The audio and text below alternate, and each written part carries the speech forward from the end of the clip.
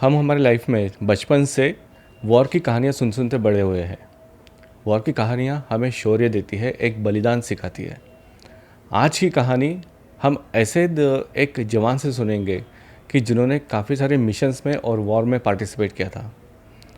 आज के जो हमारे गेस्ट है वो है कमांडो मधुसूदन सुरवे शौर्य चक्र। शौर्य चक्र ये काफ़ी बड़ा नाम है, इसके ऊपर हम अगले एपिसोड में पूरे डिटेल में बात करेंगे। ये एपिसोड उनके जो कारगिल में कंट्रीब्यूशन था उसके रिलेटेड है। प्लीज़ ये एपिसोड को स्टार्ट से लेके एंड तक सुनिए, क्योंकि इसमें शौर्य है, बलिदान है, कहीं ना कहीं एक सैडनेस भी दिखाई देता है, वो आपको एब्जॉर्ब करना है। So without wasting any time let's jump to the podcast. Army को नज़दीक से मैंने आई गेस तो 10th या 12th में देखा था, जब मैं एनसीसी में था। तो हमारे एक कमांडर थे या फिर कर्नल थे जो हमें लीड करते थे। उनके अंडर में हमने फायरिंग सीखी थी, काफ़ी सारी चीज़ें की थी। लेकिन कभी ऐसा सोचा नहीं था कि एक आर्मी ऑफिशियल से मैं कभी बात कर पाऊँगा। साथ ही साथ काफ़ी इच्छा थी कि कारगिल के ऊपर कोई किसी आर्मी ऑफिसर से बात कर पाऊँ। वो टाइम की बात है जब कारगिल हुआ था। लेकिन तभी पॉडकास्ट करूँगा या फिर एक आर्मी ऑफिसर से बात कर पाऊँगा, ये कभी सोचा नहीं था। तो आखिरकार एक जो सपना है वो पूरा होते जा रहा है मेरा। कमांडो मधुसूदन जी, आपका स्वागत है दी हर्षल टॉक शो में। कैसे हैं आप? धन्यवाद। जय हिंद सर। मैं बहुत ही अच्छा हूँ और आपने अपने टॉक के लिए मुझे इधर बुलाया। मैं आपका आभार व्यक्त करता हूँ और हमें सुनने वाले तमाम को मैं जय हिंद कहूँगा और छत्रपति शिवाजी महाराज की जय। क्योंकि मैं जिस यूनिट से आता हूँ उस यूनिट का जो युद्ध घोष है वो है जयकारा वीर शिवाजी हर हर महादेव। और इसी हर हर महादेव के वर्ड से ही हमारी यूनिट की जय घोष शुरुआत होती है और हम युद्ध के लिए जाते हैं। तब भी हम यही युद्ध घोष करते हैं, जयकारा वीर शिवाजी हर हर महादेव। शिवाजी महाराज की तो छाप हमेशा एक सैनिक के ऊपर हमेशा रहती ही है कि हमें दिखाई देता है कि हाँ, एक योद्धा है ये। अ, सबसे पहले मैं जानना चाहूँगा सर कि आपका मैंने फ़ोटो देखा था। आई गेस सो 20 या 30 साल पहले का होगा वो फ़ोटो। बहुत स्मार्ट दिखते थे और अभी भी उतने स्मार्ट है। क्या राज है इसके पीछे में? सर ये तो आपका देखने का नज़रिया है। हमने तो वही किया जो अपने बॉडी के लिए अच्छा होता है।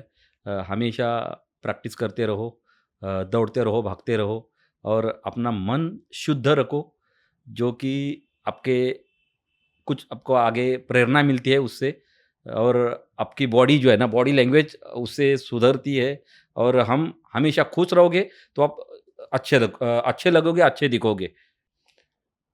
जो इंडियन आर्मी है, तो इसमें जॉइन करना, ये क्या आपका फर्स्ट चॉइस था? जी सर, मेरी चॉइस ही ऐसी थी कि मेरे लिए, क्योंकि मैं अपने थोड़ा-सा बैकग्राउंड में जाता हूँ कि चॉइस ऐसी बनी क्योंकि जिस घर से मैं ताल्लुक़ रखता हूँ, तो मेरी ये 5वीं पीढ़ी जो है ना भारतीय सेना में है। मेरे क्या बात है! मेरे परदादा सेना में थे, मेरे दादाजी सेना में थे, मेरे 4 चाचा सेना में थे, 4 चाचाओं के 7 भाई हम सेना में हैं और ये हमारी अभी आगे आने वाली 5वीं पीढ़ी जो है, वो भी सेना के लिए तत्पर है। तो हमें ये बाल-कड़ू जो है ना पीछे से, मतलब हमारे पूर्वजों से मिला हुआ है और हम तो यही समझते हैं ये हमारी खानदानी काम है, देश सेवा करना। मतलब अगर ब्लड ग्रुप देखा जाए तो इंडियन आर्मी निकलेगा। बिल्कुल सर, ये फौजी ही दिखेगा आपको, इंडियन आर्मी ही मिलेगी। और मतलब बोलते हैं ना कि हमको जो बचपन से ही, क्योंकि एक वारस चलते आता है ना, तो यही कहानी है हमारी। क्योंकि मेरे जब से हमको जो बताया गया कि हमारे दादाजी, परदादा, हमारे अंकल और हमारे भाई, तो हमारे अंदर यही भावना है कि पूरा परिवार ही हमने देश के लिए सौंप दिया है। तो सर आपके लिए आर्मी मतलब क्या होता है? सर मेरे लिए सर्वस्व है देश सेवा। आर्मी, नेवी, एयर फोर्स, चाहे किसी भी क्षेत्र में आप जाओ, डिफेंस और देश सेवा करना सबसे पहले मेरी प्रायोरिटी यही है कि मैं देश सेवा कैसे करूँ। और आर्मी में जाने का उद्देश्य यही था, क्योंकि ये पूरे बैकग्राउंड हमारा आर्मी से है। और एक ऐसा वाक़या है कि मेरे पिताजी को एक युद्ध में गोली लगी थी, वहाँ वो शहीद हुए थे। तो मेरे मम्मी ने मुझे यही एक बालकड़ू सिखाया कि आपने जाना है तो भारतीय सेना में ही जाना है, और उनके बदले के लिए, और बदले की भावना बोलो या मेरा कुछ ऐसा रिश्ता है इस देश से, इस मिट्टी से, कि मुझे ही देश सेवा करने का, मतलब इंडियन आर्मी में जाने का मुझे मौका मिला, और आज मैं भारतीय सेना में हूँ। आपसे जब पॉडकास्ट के लिए बात हुई थी, तो आपने आपके विलेज का एक नाम बताया था। वो विलेज के बारे में बताइए। सर, मेरा सौभाग्य है कि ऐसे विलेज में, ऐसे गाँव में मैं पैदा हुआ हूँ। तो वो गाँव का नाम है, रत्नागिरी जिले में खेड़ तालुका है, और खेड़ तालुका में एक शिवतर गाँव है। शिवतर गाँव की ख्याति ऐसी है कि फर्स्ट और सेकंड वर्ल्ड वॉर, मतलब पहला महायुद्ध और दूसरे महायुद्ध में 234 जवान जो है वीरगति को प्राप्त हुए थे। और जब उस टाइम पे अंग्रेज़ों का राज था अपने देश के ऊपर, और जब अंग्रेज़ अपने देश छोड़ के जब इंग्लैंड वापस जा रहे थे, तो जाते-जाते क्वीन एलिज़ाबेथ, रानी एलिज़ाबेथ ने हमारे गाँव के सीमा के ऊपर, बॉर्डर के ऊपर एक विजय स्तंभ बाँधा है, उसको मराठी में बोलते हैं रणस्तंभ। और उस रणस्तंभ के ऊपर उनकी खुद की स्वाक्षरी है, और उन जो जो भी वीरगति को प्राप्त हुए हैं, उन शहीदों का नाम है वहाँ पे। तो ये एक बड़ी हमको प्रेरणा मिलती है। और हमारे गाँव के आज भी अ, बहुत ज़्यादा मतलब हर घर से जो सैनिक है, आज भी बॉर्डर पे है और भारतीय सेना में कार्यरत है। मतलब कह सकते हैं कि जो पूरा विलेज है वो एक आर्मी का ही एक घर है। जी सर, बिल्कुल। उनके घर में आर्मी का बैकग्राउंड है, उनकी माताएँ बहुत ज़्यादा स्ट्रांग हो जाती है। क्या रहता है ऐसा? क्योंकि सब सर, मेरा मेरा मानना ऐसा है कि देखो, जो हमारी माएँ हैं, उनके हस्बैंड यानी कि मेरे पिताजी भारतीय सेना में हैं, और उनको स्ट्रॉन्ग करने वाले वो उनके हस्बैंड है। तुम डरो मत, क्योंकि मैं अगर बॉर्डर पे जाऊँ, तो भारत सरकार जो है, जो भी गवर्नमेंट अपनी सरकार है, आपका ख़्याल रखने वाली है। और ये हमें बहुत बड़ा एक पीछे से सपोर्ट है। ये जनता इतनी प्यार करती है हमारे ऊपर, अगर मेरे घर का एक सैनिक अगर बॉर्डर पे लड़ रहा है, तो बाकी का जो ये व्यवस्था है, वो उनके ऊपर पूरी ध्यान देती है, और वो उनकी जवाबदारी, जो ज़िम्मेवारी है, वो बड़ी अच्छी तरीके से निभाती है। क्या बात है! मतलब एक काफ़ी एक बड़ा रोल रहता है एक सैनिक को बनाने के लिए, एक माँ का। जी सर। आपका ट्रेनिंग कहाँ पे हुआ था और आपका कमीशन आप कब हुए थे? सर, मेरा ट्रेनिंग हुआ था 1992 में। एक छोटा-सा वाक़या इससे पहले बताता हूँ कि मेरी मम्मी मुझे गाँव से मुंबई में लेके आई थी भर्ती करने के लिए, और मैं अपने मामा के यहाँ रहता था, क्योंकि पिताजी का देहांत होने के बाद मेरे मामा ने मेरे बड़ी बहन को अपने पास ही रखा, और उनकी शादी होने तक, मतलब आज भी उनके ही देखभाल में हम हैं। उनके पिता का सुख तो मिला नहीं, लेकिन हमारे मामा ने हमें पाल-पोस कर बड़ा किया, मेरे मम्मी ने हमको बड़ा किया। लेकिन मामा का रोल इसमें था कि हर चीज़ में, मतलब बोलते हैं ना, पिताजी का जब छाया उड़ जाता है, तो कोई ना कोई ऐसा एक भगवान ने हमें, मामा जैसी एक व्यक्ति को हमें यहाँ पे भेजा। और आज मामा के आशीर्वाद की वजह से आज यहाँ पे आज मैं आपके सामने बैठा हूँ। और इनके पीछे जब मैं 92 में गाँव में था, मैं मेरी मम्मी मुझे लेके, क्योंकि मैं उस टाइम पे 10th पास करके आया था। 11th में मैंने उस टाइम पे कॉलेज में जाने की तैयारी कर रहा हूँ, तब तक क्योंकि उस टाइम पे 18वाँ साल मेरे को लग गया था। तो उस समय मैं मुंबई में भर्ती थी, और वो डेली भर्ती हुआ करती थी कुलाबा में। तो मैं कुलाबा में गया, और वहाँ पे मेरी मम्मी मुझे लेके गई, और मेरे पिताजी के जो कुछ डॉक्यूमेंट है उन्होंने उधर सबमिट किए, और उन्होंने बताया कि ये मेरे हस्बैंड के ये है, वो वीरगति को प्राप्त हुए हैं, उनका लड़का जो है, आज मैं आपको भर्ती के लिए लेके आया हूँ। और फिर मैं कुलाबा में 1992 में मैं भर्ती हुआ हूँ। और वहाँ से फिर जब 1992 में मैं भर्ती हुआ 92 में, और वहाँ से फिर मुझे सबसे पहला जो ट्रेनिंग के लिए भेजा गया, वो भेजा गया बेलगाम, कर्नाटका में। और बेलगाम कर्नाटका में मैं जब भर्ती के लिए गया तो वहाँ पे Maratha light infantry regimental centre Belgaum उसको मेरे सेंटर को बोला जाता है और वहाँ पे मैंने 9 महीने 9 दिन की ट्रेनिंग करी और पास आउट होने के बाद मेरी सबसे पहली पोस्टिंग थी राजस्थान कोटा वहाँ पर। तो आपको जो फीलिंग था कि मतलब आपके जो गांव है उसका हिस्ट्री, फैमिली का बैकग्राउंड और जो आपके पेरेंट्स हैं उनकी लेगेसी, जी। तो इन सबको लेके आपका जो एक थॉट था एक आर्मी को लेके जब आप कमीशन हुए तो कैसा था? मुझे तो इतना अच्छा लगा था कि अभी मुझे देश सेवा करने का मौका मिलेगा क्योंकि मेरे घर में जब भी मेरे चाचा आते थे ना तो उनका जब ड्रेस देखता हूँ और चाचा ही नहीं क्योंकि मेरे गांव के जितने भी बंदे छुट्टी पे आते थे तो वो ग्रीन वर्दी पे आते थे और उनका उनके साथ उस टाइम पे उनका बेड रहता था क्योंकि वो 2 महीने की छुट्टी आती थी उस टाइम पे लगातार आपको 2 महीने की छुट्टी मिलती थी उसके बाद 1 महीना कैजुअल मिलती थी 3 महीने की छुट्टी एक साथ नहीं मिलती लेकिन 2 महीने का छुट्टी एक साथ में आते थे तो अपना पूरा लगेज लेके आते थे वो जितना भी ट्रंक में? ट्रंक में ट्रंक आती थी एक एसटी है एसटी में या ऊपर ट्रंक डालेंगे नीचे उतरेंगे और फिर जब आते समय पूरा गाँव लेने के लिए उनको जाता था। बड़ा अच्छा लगता था कि ये एक फौजी जब गाँव में आता है और वो पूरा गाँव उनका स्वागत करता है। तो मुझे भी लगा ऐसा कि अभी आज हमारा भी उसमें उस क्षेत्र में हमारा काम है और हमें भी लेने के लिए कोई आएगा और वास्तव में ये सब कुछ होता था। आज भी हमारे गाँव में ये चलता है कि अगर कोई फौजी गाँव में आता है तो उसका बड़े स्वागत किया जाता है। बड़े हर्षोल्लास के साथ उसका स्वागत किया जाता है।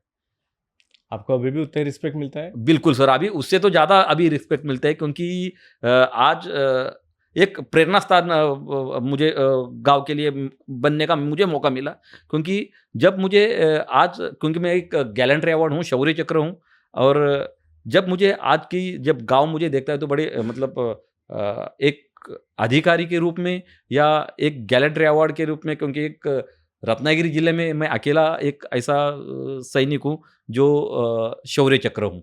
तो मेरे गाँव वालों को तो बहुत ज़्यादा उसके ऊपर फ़क्र है, उनका अभिमान है मेरे ऊपर। क्या बात है सर! आपका जो एक्सपीरियंस रहा जो मराठा इन्फिल्ट्री, लाइट इन्फिल्ट्री, तो इसमें आपका एक्सपीरियंस कैसा रहा था? मराठा लाइट इन्फेंट्री में मैं ज़्यादा देर रहा नहीं। मैं 3 साल में ही मैं अपने अगले पैरा एसएफ के लिए मैंने अप्लाई किया था। मुझे कुछ आगे करने की मेरी उम्मीद थी और मुझे लगता था कि इस ट्रेनिंग से अच्छा और भी कुछ एक अगला कदम जो है पैरा स्पेशल फोर्स वहाँ पे मुझे जाना पड़ेगा और मैं इतनी मेहनत करी कि बोलते हैं ना कि 100 बंदे अगर ट्रेनिंग के लिए जाते हैं उसमें से 2 या 3 बंदे सिलेक्ट होते हैं। करेक्ट। ऐसी इतनी हार्ड ट्रेनिंग मैंने करने के बाद फिर मैं मराठा से पैरा स्पेशल फोर्सेस के लिए सिलेक्ट हुआ हूँ। तो एक काफ़ी एक स्ट्रगल वाला वो सफ़र रहता है कि एक तो आर्मी की ट्रेनिंग, उसके बाद में एसएफ की ट्रेनिंग। ओह! क्या बात है! मतलब एसएफ की ट्रेनिंग ही एक ऐसी चीज़ है कि मैं आपको वही रेशियो बताया ना कि 2 का या 3 का रेशियो है कि 100 बंदे आते हैं उसमें 2 ही लिए जाते हैं और इतनी हार्ड ट्रेनिंग है कि आप अगर किसी उसका इसके ऊपर देखोगे ना मूवी के ऊपर या तो यूट्यूब में जाके या तो गूगल पे आप जाके देखोगे एसएफ की ट्रेनिंग कैसी होती है। ये तो मैंने मुँह से बोलने की कोई ज़रूरत नहीं है। आपको आजकल पूरी मीडिया के सामने ये सब चीज़ें हैं और आप वो देख सकते हो। एक मिशन था आपके लाइफ का सबसे इम्पोर्टेंट, सबसे डेंजरस, हिफाज़त 2 मणिपुर में जो हुआ था, उसके बारे में बात करना चाहूँगा। लेकिन काफ़ी ब्रीफ में बताइए क्योंकि इसके ऊपर हम काफ़ी डिटेल में बात करेंगे नेक्स्ट एपिसोड में, जहाँ पे हम आपकी कमांडो ट्रेनिंग, आपकी आर्मी ट्रेनिंग, हिफाज़त 2 और अदर मिशंस के बारे में बात करेंगे। लेकिन एज़ ऑफ नाउ हिफाज़त 2 क्या हुआ था तभी? सर हिफाज़त 2 ये मेरे जीवन में सबसे महत्वपूर्ण मेरा ऑपरेशन था और उस ऑपरेशन में मुझे 11 गोलियाँ लगी थी। 11 बुलेट्स मुझे लगी थी और उसी ऑपरेशन में मुझे गैलेंट्री अवार्ड महामहिम राष्ट्रपति missile man Bharat Ratna doctor APJ Abdul Kalam साहब ने शौर्य चक्र से सम्मानित किया था। उसमें इंजरी आपको हुई थी, लेग इंजरी, जिसके बाद एक ऐसा था कि आपका जो बड़ी था वो खुद डर गया था कि आपको वो सपोर्ट नहीं देना चाहता था क्योंकि वो खुद डर गया था कि मैं कैसे इनको सपोर्ट दूँ। एक हल्का सा एक छोटे से इसमें उसको बता दीजिए। सर देखो हुआ था ये कि 11 गोलियाँ लगने के बाद, क्योंकि एक पैर में 7 गोलियाँ, दूसरे पैर में 2 गोली, पेट के अंदर 2 गोली, आंतड़ियाँ बाहर, और एक पैर जो राइट पैर में 2 गोली लगी थी, कंपाउंड फ्रैक्चर हुआ था, पैर पूरा मुड़ के कमर को चिपक गया था, और एक पैर में 7 गोलियाँ जब लगी तो पूरा पैर, मतलब पिंडरी के नीचे वाला जितने भी हड्डी है वो 7 गोलियाँ लेके जाती है, और सिर्फ मांस मांस लटकता है। मैं अपने साथी को बोलता हूँ, अरे भाई इसको काट दे और इसका कम से कम ब्लड तो रुक जाएगा, फर्स्ट एड कर ले। तो मेरा साथी बोलता है, सर मेरे से नहीं होगा।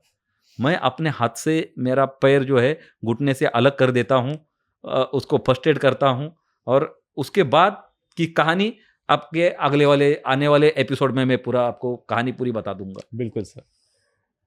अब थोड़ा कारगिल की तरफ हम बढ़ते हैं। आज का हमारा जो टॉपिक है, 3 मई को हमें पता चला था एक शेपर्ड के थ्रू कि कुछ इलीगल एक्टिविटीज चल रही है, कुछ मतलब जो वो लोकल लोग नहीं है वो वहाँ से ट्रैवल कर रहे हैं, गन्स है या फिर कुछ बंकर्स वो बिल्डअप कर रहे थे। 5 मई को सौरभ कालिया, कैप्टन सौरभ कालिया, इनकी टीम निकलती है एज अ सर्च पार्टी करके। जिनके ऊपर अटैक होता है उनको ब्रूटली असॉल्ट किया जाता है, उनको वहाँ पे शहीद किया जाता है। लिटरली इतना असॉल्ट किया जाता है कि उनके टुकड़े भेजे जाते हैं इंडियन आर्मी के पास में। ये सब जो हुआ था वाकया, तो आपको कब पता चला था?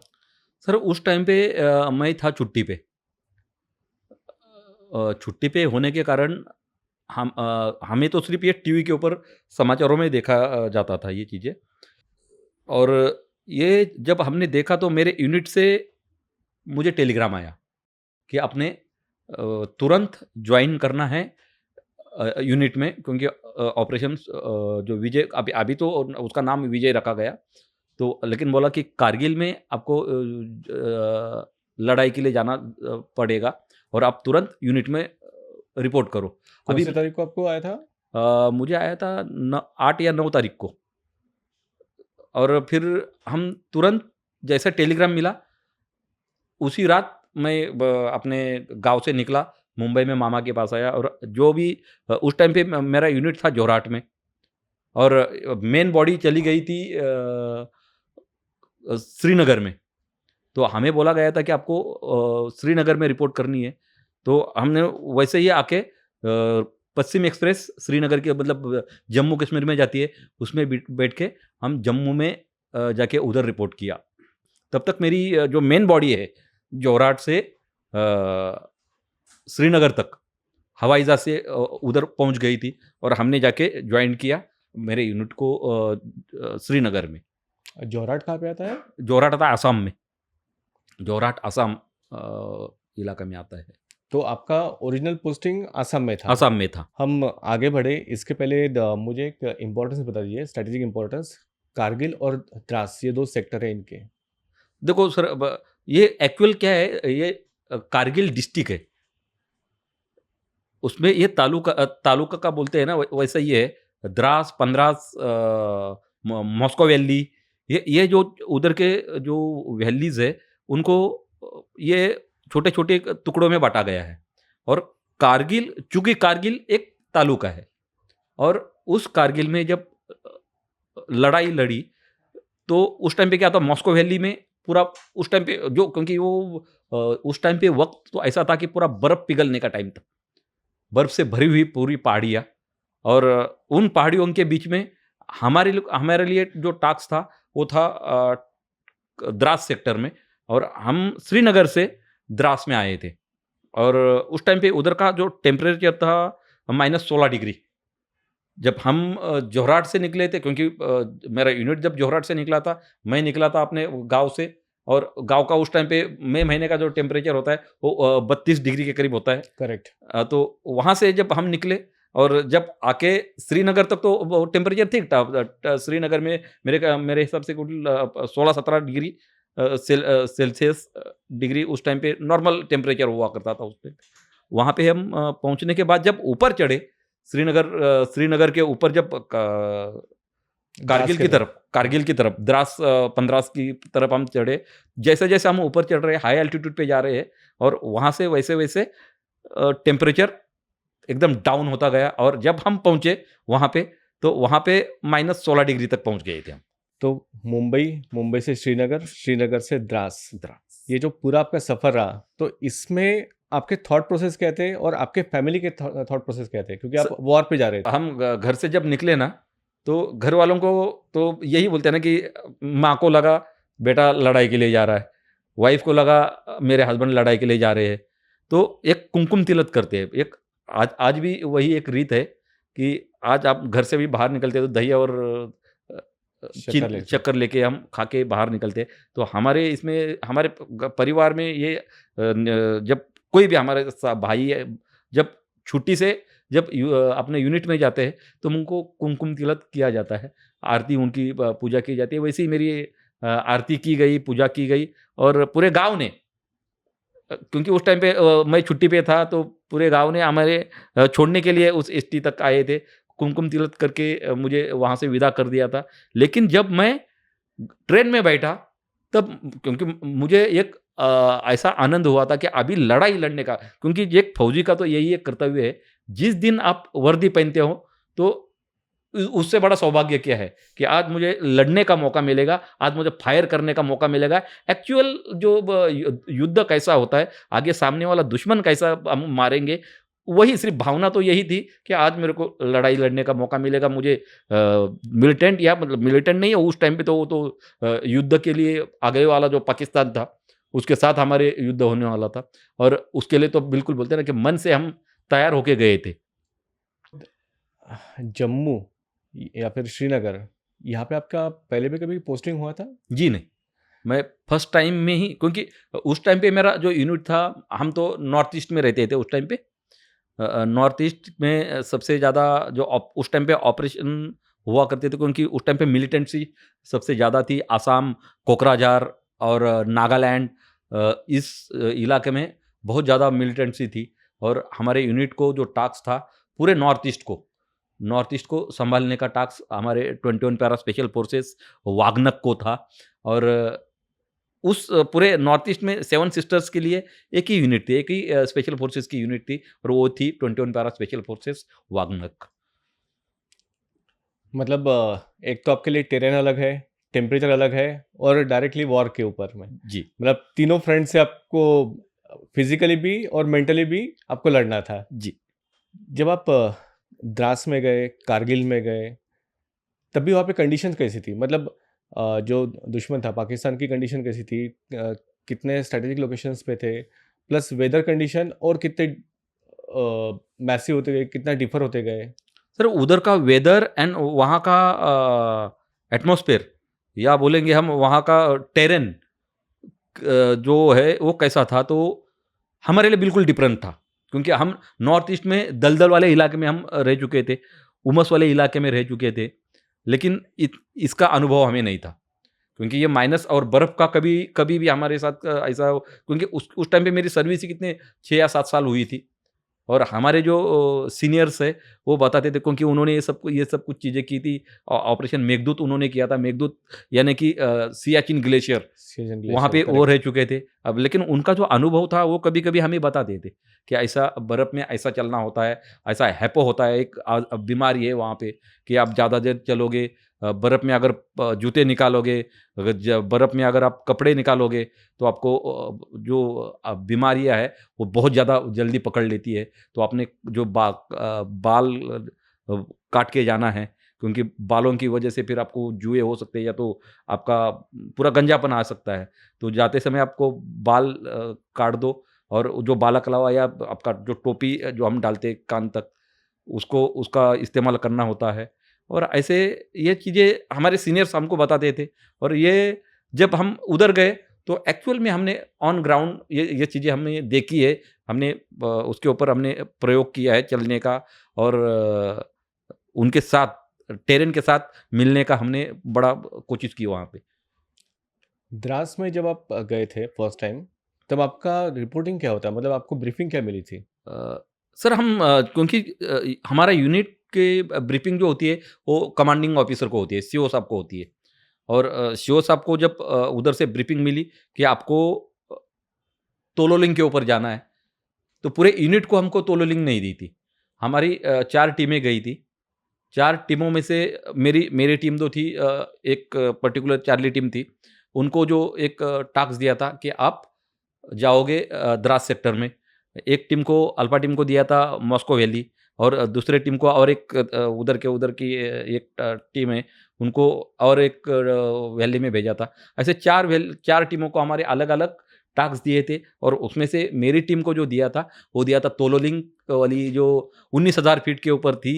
वो मेरी टीम का टारगेट था, और 13 जैक राइफल के साथ हम वहाँ पे मौजूद थे। वहाँ पे कार्रवाई के लिए हम तैयार थे। मतलब आई गेस सो आर्मी में हमेशा 4 टीम रहती है। एक अल्फा, बीटा, फिर चार्ली और फिर डेल्टा, जी, करेक्ट? जी। ये हमेशा 4 टीम न में ही रहती है। 4 नहीं रहती है, उसकी जो अल्फा, ब्रावो, चार्ली, डेल्टा, और एक होता है हेडक्वार्टर। ओके। हेडक्वार्टर में मेन जितना भी वहाँ से शुरुआत होती है, और ये आर्मी का पूरा कल्चर जो है ऐसा ही चलता है ये।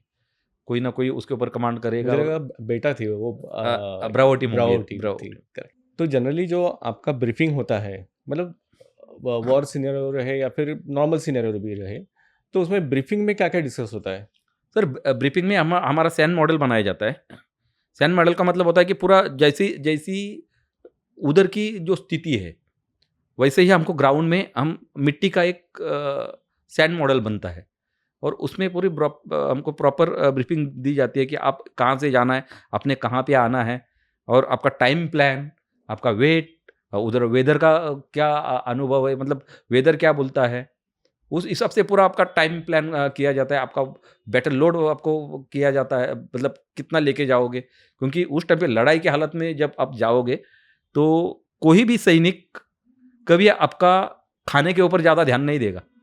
बचाता है वहाँ पे आपका एम्यूनिशन, आप युद्ध सामग्री कितनी लेके जा रहे हो। खाने के लिए हम जीते नहीं हैं। हमको सिर्फ़ लड़ाई लड़नी है। ऑपरेशन में हमको ज़िंदा कौन रखेगा? जब हमारे पास एम्यूनिशन अगर ज़्यादा हो, तो हम वहाँ पे फ़तेह हासिल कर सकते हैं। क्योंकि सबसे ज़्यादा अगर एम्यूनिशन आपके पास है, आपके पास गोला-बारूद बहुत ज़्यादा है, तो आपको कोई दिक्कत नहीं है। आप मतलब उनके साथ हमेशा लड़ने के लिए अगर आप दिल से तैयार हो, तो कोई ज़्यादा दिक्कत नहीं आती। जैसे कहा जाता है कि NH1 नेशनल हाईवे 1 जी, वो जम्मू कश्मीर या फिर कारगिल के लिए एक लाइफलाइन थी। जी। क्या इम्पोर्टेंस था उसका कि जिसकी वजह से पाकिस्तान आर्मी भी हमेशा उसको टारगेट करती थी और हम भी हमेशा उसको डिफेंड करते थे? क्या इम्पोर्टेंस था उसका? सर, होता क्या है कि NH1 श्रीनगर से लेके लेह लद्दाख तक जाने वाला जो रास्ता है, NH1 है। और जनरल परवेज़ मुशर्रफ ने क्या किया था, टाइगर हिल के ऊपर उन्होंने अपनी फ़ौज चढ़ा दी, और टाइगर हिल से सीधा फायर करता था NH1 पे। NH1 जो कि पूरे श्रीनगर से जाने वाली कॉनवॉय जो है, वो जाती है ग्लेशियर तक, सियाचिन तक।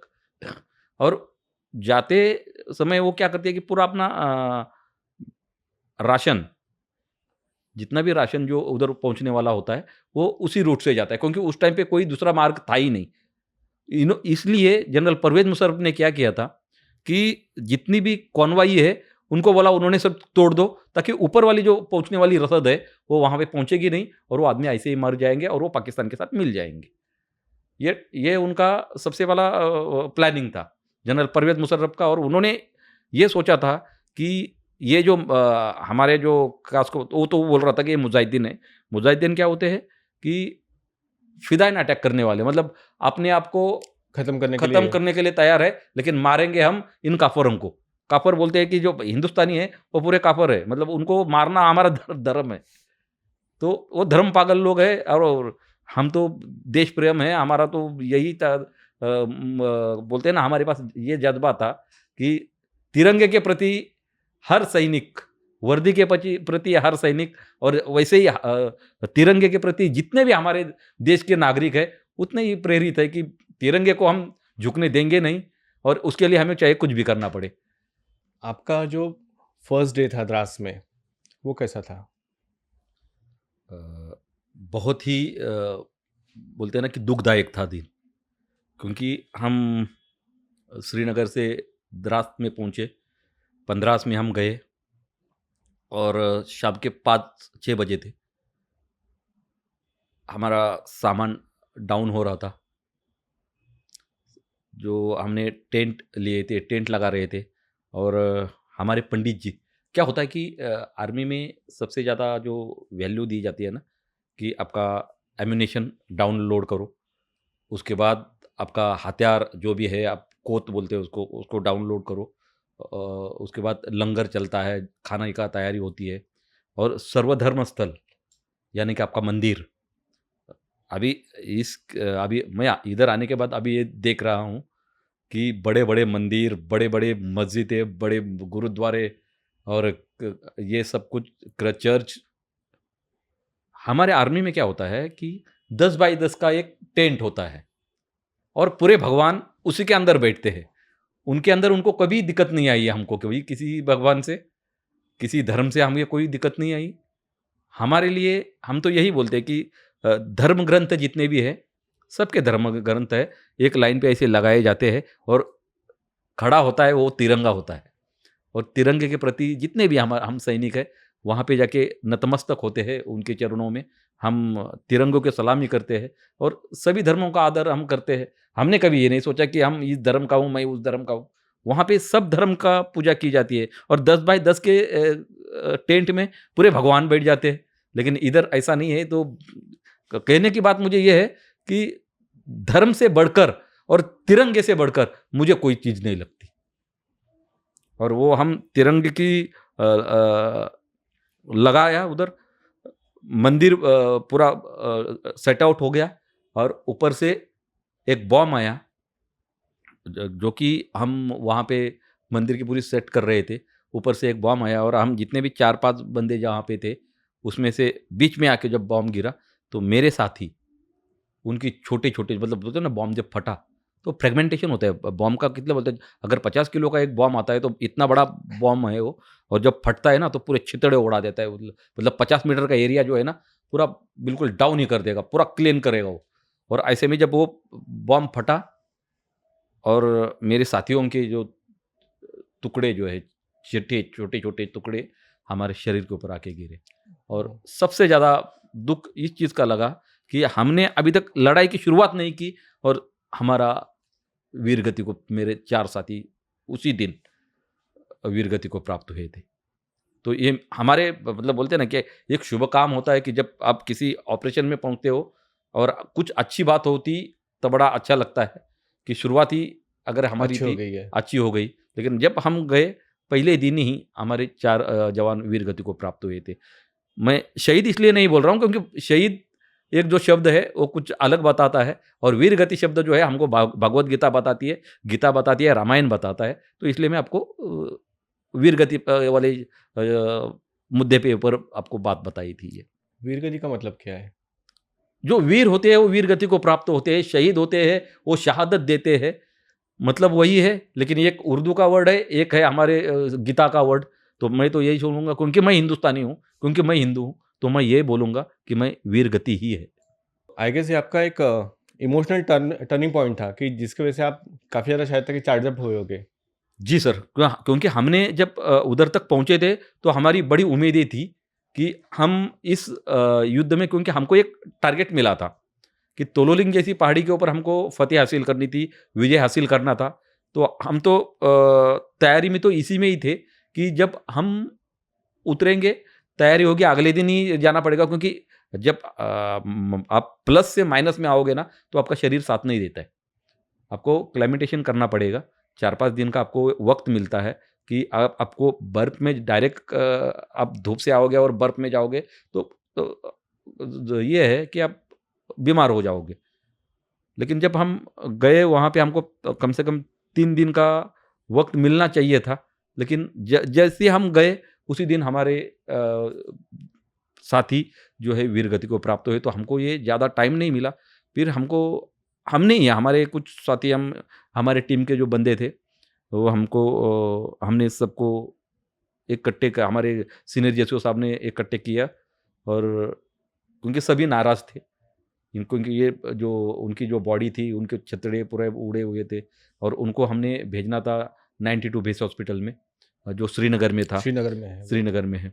तो मतलब सबका मोरल ही डाउन हुआ था कि अगर हमारी शुरुआत अगर अच्छी होती तो कुछ करने की उम्मीद होती है, लेकिन जाते ही ना जाने के साथ ही जब आपका मोरल डाउन हो जाता है, आप जवानों का पूरा मोरल डाउन था कि पहले ही दिन हमने कुछ किया ही नहीं, उससे पहला ही हमारी वीरगति हमारे जवानों को मिली, बिल्कुल मोरल डाउन था।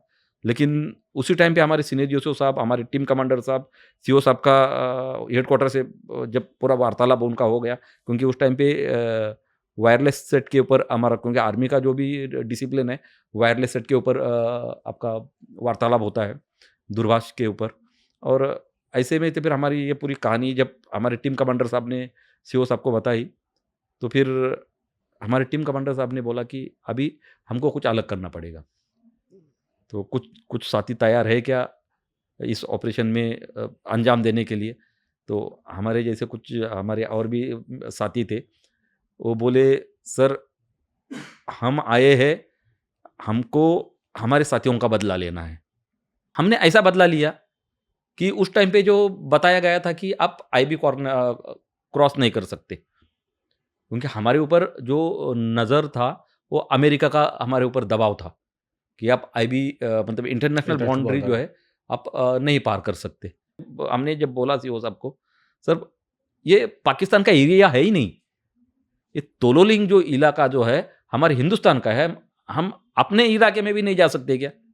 उन्होंने उनके ऊपर कब्जा किया है। ये जब बात उनके ऊपर पहुंची तो उनके तुरंत ध्यान में आ गया, बोला नहीं, ये एक्चुअल ये जो कहानी है ये हमारा इलाका है, तो हम हमारे इलाके में नहीं जा सकते क्या? फिर साइन मॉडल बनाया गया, हमें रातों रात वहाँ पे साइन मॉडल बनाया, वहाँ पे पूरी ब्रीफिंग दी गई हमें। हमने जो भी हमारे साथी अंदर गए थे, हम बोला हम जाएंगे, हमारे तोलोलिंग तक हम जाएंगे। कैसे गए वो पार्ट अलग है, लेकिन हम वहाँ तक पहुँचे। वहाँ तक पहुँचे, हमने जो वेशभूषा थी थोड़ी-सी चेंज कर ली।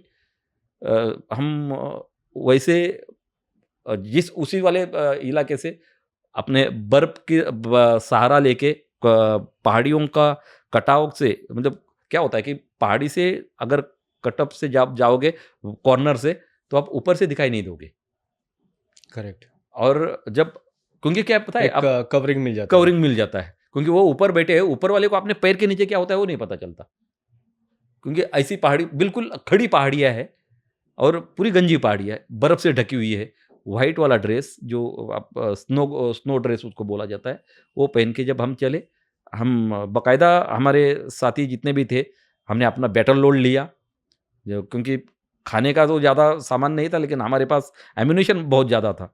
और हम जब उधर तक पहुँचे, पाकिस्तान साथी की एक टोली ऊपर चढ़ रही थी, क्योंकि हमको जब हम इसके अंदर जब चढ़े, तो दिन-दिन में आप मतलब कुछ कार्रवाई नहीं कर सकते थे, क्योंकि उनका ओपी बैठा हुआ है। ओपी का मतलब होता है ऑब्जर्वेशन पोस्ट।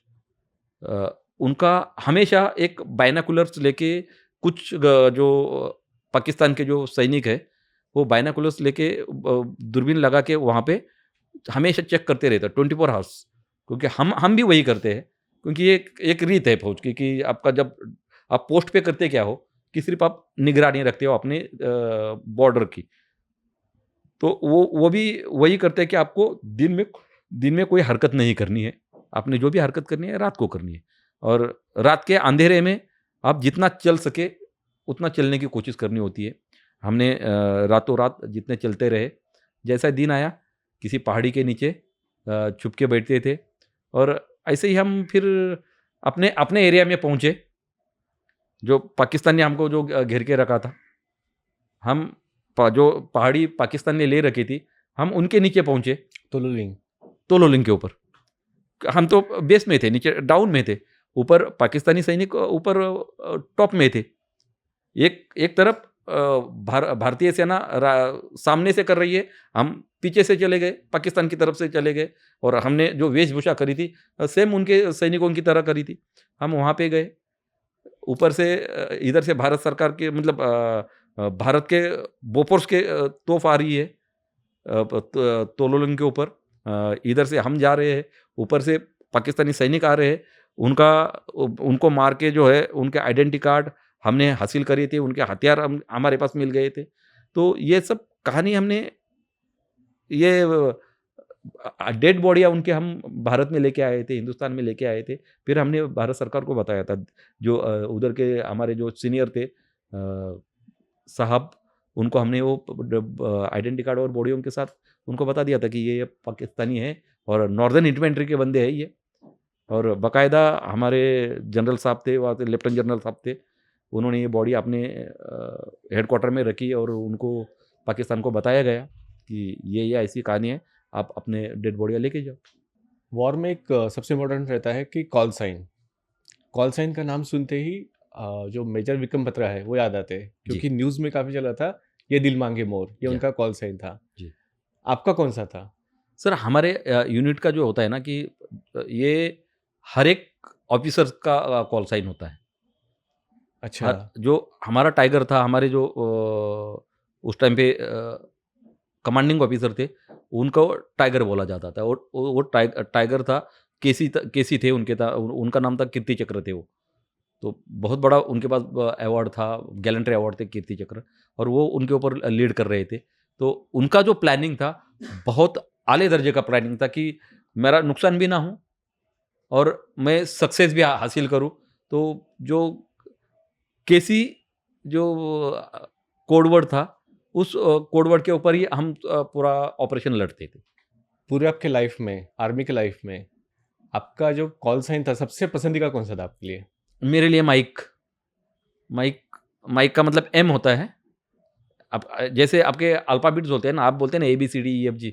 तो हमारे इधर क्या बोलते हैं, alpha, bravo, charlie, delta, echo, foxtrot, golf, hotel, India, kilo, lima, मतलब आपको ए, बी, सी, डी ये पढ़ाई जाती है और हमको ए, बी, सी, डी जो अल्फा डेल्टा के हिसाब कोड वर्ड से। में बताई जाता है। तो हमारे लिए, मेरे लिए तो मैं यही बोलता था कि मेरा जो कॉल साइन था, वो माइक था। तो अगला जो होता है ना, तो एक क्या होता है कि सीनियर होगा, वो होगा अल्फ़ा।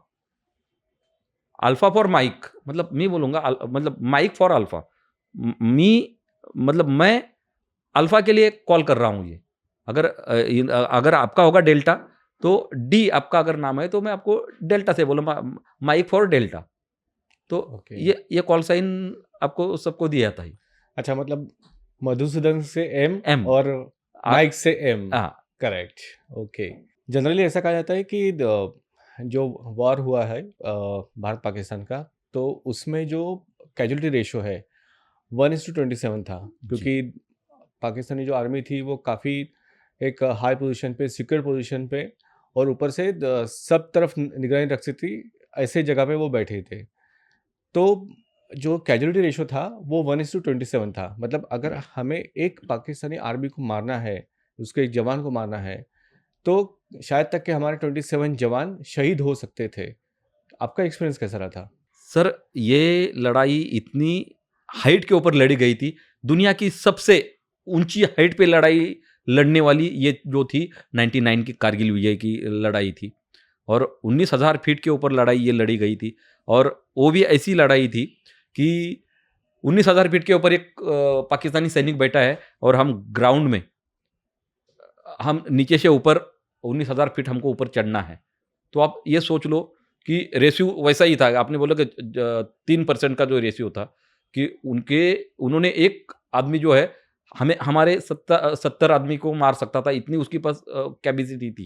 क्योंकि क्या, ऊपर जब बैठोगे तो यही है कि आप नीचे वाले को आराम से मार सकते हो, लेकिन नीचे से आप फायर करोगे तो वहां तक वो गोली पहुंचती नहीं है। गोली पहुंचती नहीं है, या तो आड़ लेके वो बैठा हुआ है। क्योंकि गोली का रेंज होता है, मतलब अगर बंदूक का रेंज होता है 100 मीटर तक जाता है, 200 मीटर तक जाएगा। अगर स्नाइपर हो तो 500 1000 मीटर तक चला जाएगा। लेकिन ऐसे टाइम पे सभी के पास स्नाइपर नहीं थी, और जितने भी जवान थे वो बंदूक लेके, मतलब आपके AK-47 हो या VZ-58 हो या माइक्रो यूजीज हो, कार्बाइन्स हो, या ऐसे ऐसे जो स्मॉल आर्म्स लेके वो चढ़े हुए थे। और हमें इस लड़ाई में ये सीखने को मिला, लेकिन हमारी सैनिक जो है ना, कभी उनका मोरल डाउन नहीं हुआ। अगर एक मेरा जवान वीर गति को प्राप्त होता है, तो उसके 7 जवान और चढ़ने के लिए तैयार थे, लेकिन उनको कभी हमारे जवानों की बॉडी को हमने कभी उधर ही नहीं छोड़ा। जैसे पाकिस्तान का क्या हुआ था, अगर एक उनका जवान अगर मरता है, तो उन्होंने अपने जवान को, मरते हुए जवान को वो लेके नहीं गए वापस, वहीं पे छोड़ दिया था। वहीं पे छोड़ दिया था। उनकी डेड बॉडियाँ वहीं पे मिली। लेकिन हमारा एक भी जवान अगर वीरगति को प्राप्त हुआ है, तो उसकी बॉडी कभी भी हमने वहाँ पे नहीं रखी। 2 जवान हमने और छोड़ के हमने अपने बेस में वो बॉडी हमारी जवानों की जो है पहुँचाई है। मतलब मैं अगर शॉर्ट में कहूँ तो जस्ट एग्जांपल कि ये आपका सतह है, मतलब पहाड़ी का ये पीक है, हाँ जी, यहाँ पे जवान है, नीचे से अगर अटैक हो रहा है तो ऑब्वियसली यहाँ तक नहीं जाएगा, नहीं जाएगा। करेक्ट? गोली अगर आती है तो ग्रेविटेशन फोर्स भी उसको खींच लेगी, हवा भी उसको डाइवर्ट कर देगी, लेकिन उसके लिए काफ़ी ज़्यादा ईजी हो जाएगा यहाँ से शूट करने के लिए, जी, करेक्ट? जी। आप स्पेशल फोर्स में गए थे फिर बाद में ट्रेनिंग जब आपकी चालू थी तभी, वाघनख ये इसमें गए थे आप, तो वाघनख एक्चुअली है क्या? तो सर वागनक है, छत्रपति शिवाजी महाराज ने अफ़ज़ल खान की जो अतड़ियाँ निकाली थी, पेट फाड़ा था, वो है वागनक। वो एक गुप्त हथियार है, वो कभी शोरगुल नहीं करता। तो हमारे, क्योंकि मेरा जो यूनिट था, मराठा यूनिट था। मराठा लाइट इन्फेंट्री से ही पैरा स्पेशल फोर्सेस बनी हुई है, क्योंकि हर कौम की एक-एक स्पेशल फोर्स है। जैसे कि डोगरा की है, पंजाब की है, और ये ऐसे जो स्पेशल फोर्सेस जो बनी थी, राजपूतों की है। राजपूतों की भी है, करेक्ट। तो वो हर कौम की बनी है, तो एक मराठा कौम की जो है, क्योंकि ये जो जितने भी रेजिमेंट है ना, वो कौम के ऊपर बने हुए हैं। जैसे महार रेजिमेंट है, जो वो अपने कौमी पलटन है। गोरखा रेजिमेंट है, वो कौमी पलटन है। ग्रेनेडियर्स है, वो कौमी पलटन है। बिहार रेजिमेंट है। तो ऐसे हर रेजिमेंट का एक-एक पलटन बनी हुई है, और हमारी जो पलटन है, हमारी जो बटालियन है, वो मराठा लाइट इन्फेंट्री से बनी हुई थी। 21 मराठा लाइट इन्फेंट्री से बनी थी, 21 पैरा स्पेशल फोर्स। लेकिन उसके अंदर क्या था, ऑल इंडिया के सैनिक वहाँ पे कमांडो कोर्स करने के बाद, पैरा स्पेशल फोर्सेस के ट्रेनिंग लेने के बाद, फिर ये सब बनने के बाद वो उस यूनिट में सहभागी होता था, और फिर ऐसे ही पूरे कमांडोज जो है आने के बाद एक 21 पैरा स्पेशल फोर्सेस का यूनिट बना। और उस यूनिट का जो नाम है, हमारे उस टाइम पे जो ओपन करने वाले थे 21 पैरा स्पेशल फोर्स, उसके सबसे पहले जो कर्नल थे, जिनके अंडर में पूरा यूनिट का नाम कन्वर्जेशन हुआ था, उनका नाम था कर्नल वीवी सिंधे। और उन्होंने जो है 21 पैरा स्पेशल फोर्सेस को वागनक यूनिट का दर्जा दिया, और आर्मी हेडक्वार्टर में उन्होंने रिक्वेस्ट डाली थी कि मेरे यूनिट को जो है वागनक के नाम से जाना जाए। मतलब अगर सपोज कोई साउथ इंडिया से ज्वाइन कर रहा है, कोई नॉर्थ इंडिया से ज्वाइन कर रहा है, वो भी वाघनख में आ सकता है, ज़रूरी नहीं कि वो महाराष्ट्रियन ही रहे। जी, बिल्कुल सर, ज़रूरी नहीं कि किसी कास्ट का, किसी धर्म का, किसी यूनिट का, किसी रेजिमेंट का, ऑल इंडिया जितने भी भारतीय सेना है, भारतीय सेना का कोई भी जवान जो है, आपके अंदर अगर काबिलियत है, तो आप किसी भी स्पेशल फोर्सेस के यूनिट में, या तो खास करके 21 पैरा एसएफ में, आज के डेट में 21 पैरा स्पेशल फोर्स जो है, सबसे हाई नंबर पे है। एक नंबर पे अगर इंडियन आर्मी में अगर पलटन को अगर नाम लिया जाता है, तो बड़े गर्व के साथ लिया जाता है 21 पैरा स्पेशल फोर्स वागनक का, क्योंकि सबसे ज़्यादा गैलेंट्री अवार्ड जो है 21 पैरा स्पेशल फोर्सेस को मिले हैं, क्योंकि वो 7 स्टेट को पहली कवर करती थी। नॉर्थ ईस्ट के पूरे 7 सिस्टर्स को किया है उन्होंने, जे&के में किया है उन्होंने, मेघदूत में किया है। तो मेघदूत मेघदूत यानी कि सियाचिन सियाचिन ग्लेशियर। ग्लेशियर। तो ऐसे-ऐसे ऑपरेशन जो है हमारे 21 पैरा के पलटन ने पूरे इलाके में अपना छाप छोड़ी है। और सबसे ज़्यादा जो भी कमांडो है, क्योंकि ऑल इंडिया के आने की वजह से, नॉर्थ ईस्ट के ज़्यादा बंदे होने की वजह से, हमको ये बोलते हैं ना, इंटेलिजेंस गैदरिंग करना बहुत अच्छा उनको आता है। और ये हमारी सिखलाई यही है कि मैं अगर शहीद हो जाऊं तो कोई परवाह नहीं, लेकिन मेरा साथी जो है, वो मेरे लिए मेरा सबसे बड़ा योद्धा वो है, कि मैं उसको कभी छोड़ नहीं सकता। मतलब आपका जो भी काम चलता है, वो वाघनख की तरह ही चलता है कि किसी को पता भी नहीं चलता है। किसको पता नहीं चल, क्योंकि हमारी सिखलाई यही है। अगर जब तक छोटे-छोटे, जो बोलते हैं ना कि छोटे-छोटे टोलियों में जाना, जैसा कि छत्रपति शिवाजी महाराज करते थे। उन्होंने किया था गनिमी कावा। गनिमी कावा का मतलब क्या होता है कि छोटी सी टुकड़ी में जाओ, अचानक दुश्मन के ऊपर हमला करो और तुरंत वापस आ जाओ। उसकी मतलब वो गिनते मत नहीं रहना है कि मैंने कितने मारे, क्या किया है, वो उसकी ज़रूरत नहीं है। आप जाओ, उसको ज़्यादा से ज़्यादा चोट पहुँचाओ और तुरंत मतलब ये इसको बोला जाता है कि अभी के लैंग्वेज में अगर हम बोला जाए, तो उसको बोलते हैं कि सर्जिकल स्ट्राइक, कि हुँ। जितनी बीमारी है उसको उतना ही काटो, तुरंत अपने लोकेशन में आ जाओ और जैसा कुछ हुआ नहीं ऐसा साबित करो। जैसे भी आपने छत्रपति शिवाजी महाराज का नाम लिया है, तो उनके ऐसे कौन-सी लेगेसी थी आर्मी के रिलेटेड जो आपको सबसे ज़्यादा प्यारी है? सर, अब छत्रपति शिवाजी महाराज का नाम लेते ही मतलब बोलते हैं ना, इतनी प्रेरणा आती है, क्योंकि ये यूनिटी है हमारे, क्योंकि छत्रपति शिवाजी महाराज का हमारे लिए तो भगवान से भी बढ़कर वो है, क्योंकि हमारे यूनिट की शुरुआत ही वहाँ से होती है। और छत्रपति शिवाजी महाराज जैसे ही उनकी जो युक्ति थी, लड़ाई लड़ने का उनका तरतीब था, जो जैसे हमको बताया गया, क्योंकि हमने महाराज शिवाजी महाराज के जितने भी पुस्तक है उनके ऊपर हमने पढ़ाई की, और उनका जो डिसीजन मेकर कैसे थे वो, हमको क्योंकि स्पेशल फोर्सेस में आप जाओगे ना, तो आपको सबसे पहले आपको ये हिस्ट्री पढ़ाई जाएगी, छत्रपति शिवाजी महाराज क्या थे, लड़ाई का उनका तरीका क्या था, वो अपनाओ। और अभी आजकल के ज़माने में उसको बोला जाता है कि gorilla war. Guerrilla war, right. Gorilla war कहाँ से आया? छत्रपति शिवाजी महाराज ने जो गनी में कावा किया, वही है गोरिल्ला वॉर। और भगवान जो हमारे छत्रपति शिवाजी महाराज ने जो हमें सिखाया था, जो किताबों में जो बताया गया था, वही लड़ाई है, दूसरा क्या है?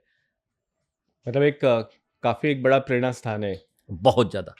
और स्पेशल फोर्स जो भी है, स्पेशल फोर्स मतलब अपने इंडियन आर्मी की स्पेशल फोर्सेज जो भी है, वो इसी हिसाब से लड़ती है, क्योंकि सब तो मानते ही है कि गोरिल्ला वॉर या तो गनी में कावा। हम तो मराठी, हमारा मतलब मराठाओं का यूनिट था, इसलिए हम हमारे लिए छत्रपति शिवाजी महाराज से बढ़कर और कोई है ही नहीं। तो जो आपने स्पेशल फ़ोर्स का भी नाम लिया, तो स्पेशल फ़ोर्स ने जो वॉर हुई थी, कारगिल की वॉर, उसमें कितना बड़ा कंट्रीब्यूशन किया था? बहुत ज़्यादा, मतलब जितने भी स्पेशल फोर्सेस थे, सबका रोल उतना ही रहा।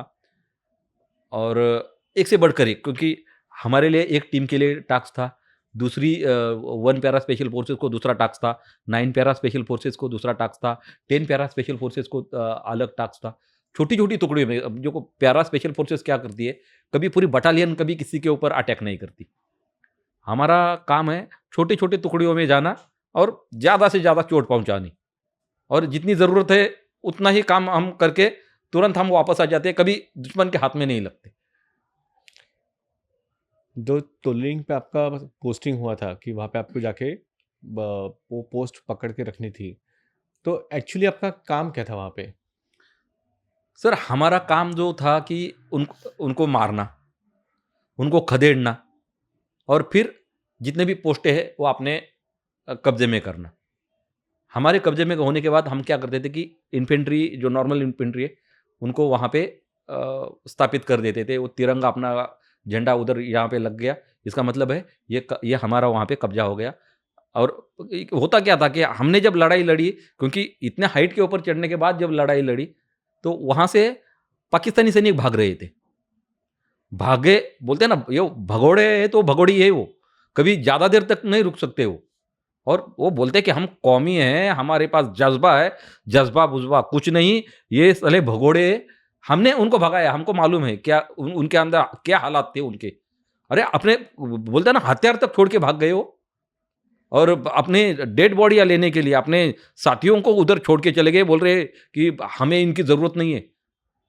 मैं एक रेडियो ऑपरेटर हूँ, और रेडियो ऑपरेटर का काम होता है कि आपको कोड वर्ड में जो भी है, क्योंकि मेरा टीम कमांडर है, टीम कमांडर के पीछे मैं चलता हूँ, उसके आगे मैं चलता हूँ, टीम कमांडर मेरे पीछे चलते हैं, या तो कभी मैं आगे, टीम कमांडर आगे चलेंगे, मैं उसके पीछे चलूँगा।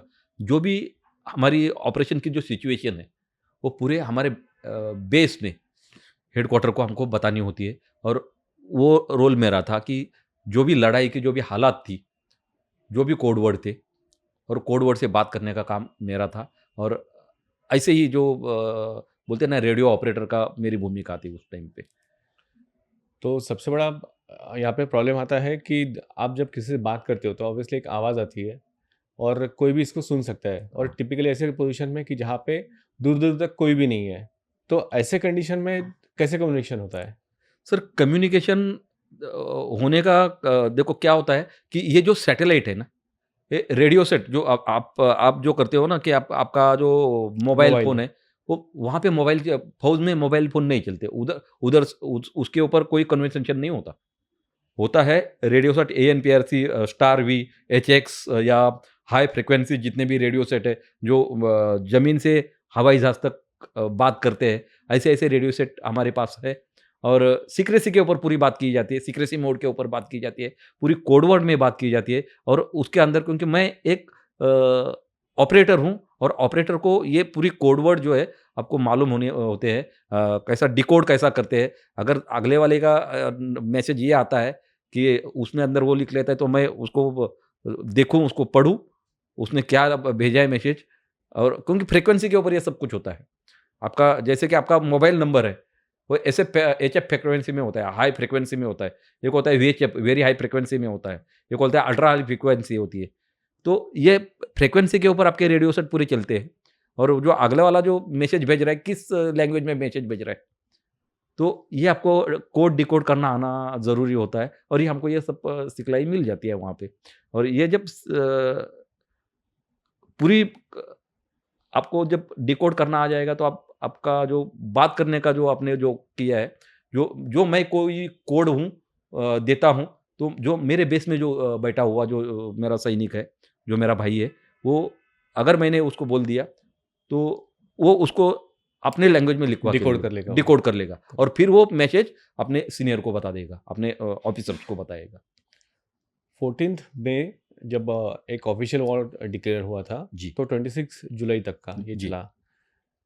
तो आपका जो पोस्टिंग था वो पूरा टाइम वहीं पे था या फिर चेंज होते गए थे आप? नहीं सर, पूरी जब तक ऑपरेशन खत्म नहीं हुआ, मतलब 26 जुलाई तक, क्योंकि एक बार हमने वहाँ पे शुरुआत करी, पूरा ऑपरेशन क्योंकि हमारे ऊपर एक बड़ी ज़िम्मेवारी थी तोलोलिंग की। तो तोलोलिंग के ऊपर अ, 13 तारीख की शाम को 13 तारीख की शाम को 13 जुलाई बोल रहा हूँ मैं, 13 हुँ। मई नहीं 13 जुलाई। 13 जुलाई की शाम को इतना फायर डाला गया आर्टिलरी का और पूरी मतलब पहाड़ी म्हणते हैं ना कि एक-एक 10-10, 20-20 फुट के ऊपर गोले गिरते रहे और ऊपर से पाकिस्तानी सैनिक क्या थे वो भागते रहे नीचे की तरफ। मतलब पाकिस्तान की जो रीच था, रीच का मतलब होता है जो स्काई लाइन के ऊपर जो पहाड़ ऐसा मिलता है और ऊपर से जो एक स्काई लाइन बनती है ऐसी, उसके ऊपर से जो फायर होना शुरू हो गया तो पाकिस्तानी सैनिक क्या हुआ नीचे की तरफ भागने लगे। वो सैन मतलब वो मुजाहिदीन नहीं थे, वो पूरे सैनिक ही थे, नॉर्दर्न इन्फेंट्री के उनके सैनिक थे। वो भागते रहे और फिर हम नीचे अम्बुश लगा के बैठे ही थे। जैसे आते हम उनको भेद रहे थे।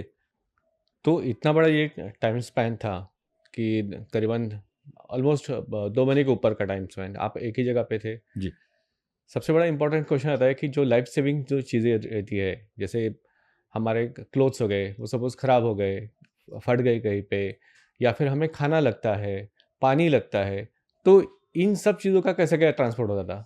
सर उस टाइम पे देखो कोई खाने के ऊपर ज़्यादा जोर नहीं था, क्योंकि हाई एल्टीट्यूड पे आप जाओगे तो आपको ज़्यादा भूख नहीं लगेगी। हमें नीचे बेस से ड्राई फ्रूट मिलते थे, ड्राई राशन मिलता था। लेकिन क्या है ऊपर जब हाई एल्टीट्यूड पे जाओगे ना तो आपको अपने आप भूख कम लगेगी। पहाड़ी के ऊपर आप बैठे हो, ज़्यादा रोशनी नहीं कर सकते।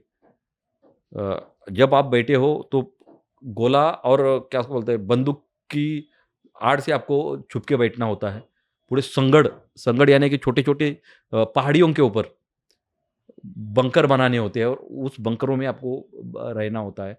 वहाँ वहीं पर ही अपना राशन जो भी है गरम करके जो क्योंकि ड्राई राशन आता था, वो करके अपने वहाँ पे दिन निकालने क्योंकि अगर घी का लेके जाओगे तो उसका कोई फ़ायदा नहीं है क्योंकि ऊपर वो जब आप खाने के लिए जाओगे आप उँगली डालोगे तब तक वो ठंडा हो जाएगा। तो ड्राई ओह! राशन का ये होता है कि आप कम से कम ड्राई फ्रूट्स है वो खा के आप आराम से ज़िंदा रह सकते हो। पता नहीं मुझे पूछना चाहिए कि नहीं, वो टाइम में आपने कभी नहाया था?